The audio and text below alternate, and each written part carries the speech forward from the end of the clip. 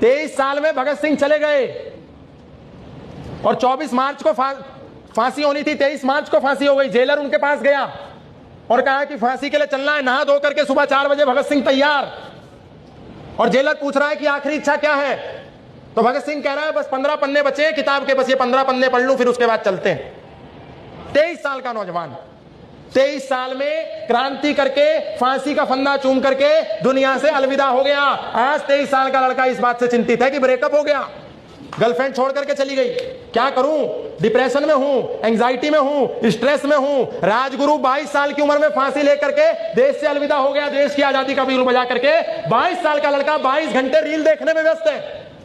आज वर्तमान में सोचिए, 23 साल का सुखदेव फांसी लेकर के देश की आजादी की क्रांति पर आग जला करके अलविदा हो गया। 23 साल का लड़का कह रहा है कि मुझे स्ट्रेस हो रहा है, डिप्रेशन हो रहा है, मैं एंजाइटी के चक्कर में हूं, क्या करूं, मुझे समाधान बताओ। खुदीराम बोस 18 साल की उम्र में फांसी का फंदा चूम लिया। 18 साल का लड़का अपने पिता से लड़ रहा है, मुझे आईफोन दिलाओ लेटेस्ट वाला, नहीं दिलाया तो फिर मैं आपसे बात नहीं करूंगा, खाना नहीं खाऊंगा। 18 साल का लड़का अपने पिता से इस बात पर लड़ रहा। 23 साल का राम प्रसाद बिस्मिल फांसी पे चढ़ करके अलविदा। 23 साल का लड़का कह रहा है बेरोजगार हूं, क्या करूं, कुछ रोजगार समझ में नहीं आता। चंद्रशेखर आजाद 25 साल की उम्र में अपने को गोली मार करके फिरंगी टच भी ना कर पाए जिंदा जी। चंद्रशेखर आजाद ने अपने को गोली मार ली। 25 साल का लड़का चैटिंग और सेटिंग में लगा है, उसको समझ नहीं आ रहा है मैं क्या करूं। बटुकेश्वर दत्त 21 साल की उम्र में चला गया। यानी हमारा आदर्श कौन होना चाहिए, किसको हमें आइकन मानना है, कौन हमारा आइडल होगा। अगर शाहरुख खान हमारा आइडल होगा तो हमारे गरबा में शीला की जवानी ही बजेगा, और बजा, इस साल तो खूब बजा। नवरात्रि के दुर्गा के पंडाल में शीला की जवानी बजा, कितनी वीडियो आई। मुन्नी बदनाम हुई, गरबा के पंडाल में मुन्नी बदनाम हुई बजने का क्या अर्थ है। क्या किसी अब्दुल ने आके बजाया, क्या किसी जोसेफ ने आके बजाया। हिंदू ने बजाया, हिंदू ने गाया, हिंदू नाचा, हिंदू ने ठुमका लगाया, हिंदू ने ताली बजाई, हिंदू ने रील बनाया और हिंदू ने ही अपने सोशल मीडिया पर डाला।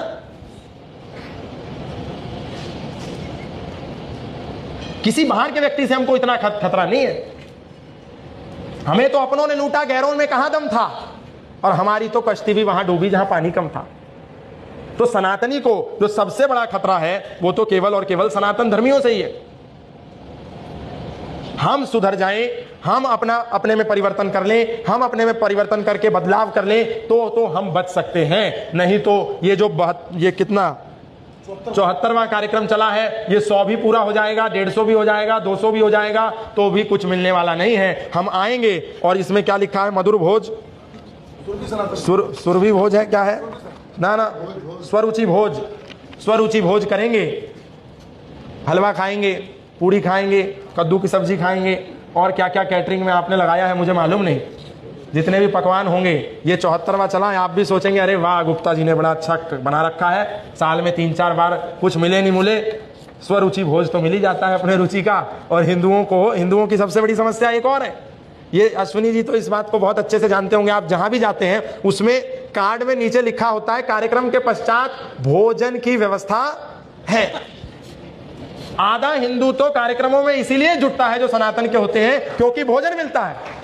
अगर इसमें से आप स्वरुचि भोज को हटा दें तो शायद ये हॉल जितना भरा है उतना भी नहीं भरेगा, क्योंकि भोजन के मारे भी आ जाते हैं कई तो, अरे आज संडे है, बढ़िया होटल में कार्यक्रम रखा है, चलो कुछ मिले नहीं मिले ज्ञान की बात, तो भोजन तो मिले ही मिले।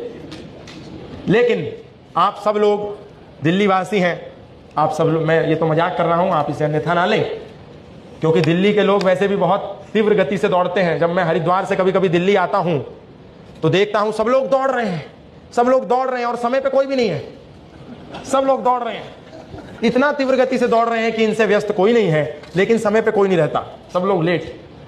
तो आप लोग बहुत व्यस्त हैं, सब लोग बहुत व्यस्त हैं, और ऐसे समय में दिल्ली के लोगों का संडे में एकत्रित हो जाना, ये बहुत बड़े संयोग और आप लोगों के पुरुषार्थ की बात है कि ऐसे आप लोगों ने लोगों को जोड़ रखा है कि संडे के दिन सबके प्लान होते हैं, आज मॉल में जाना है, आज मूवी देखने जाना है, पूरे सप्ताह भर काम करते हैं, फिर संडे का विचार रहता है आज हमको ये काम करने हैं। किसी को मॉल में जाना है, किसी को शॉपिंग पे जाना है, किसी को मूवी देखना है, किसी को ये करना है, किसी को वो करना है। ऐसे समय में आप लोग सब सनातन के विषय में चिंतन मनन मंथन और मंत्रणा करने के लिए आए हैं, इसके लिए आप सब बहुत बहुत बधाई के पात्र हैं। आप इसी प्रकार से आते रहे। आपका बहुत बहुत धन्यवाद, बहुत बहुत आभार। बोले भारत माता की। बस इतना ही दम है, थोड़ा जोर से बोलिए, भारत माता की। थोड़ा जोर से तो बोलो, अगर आप नहीं बोल।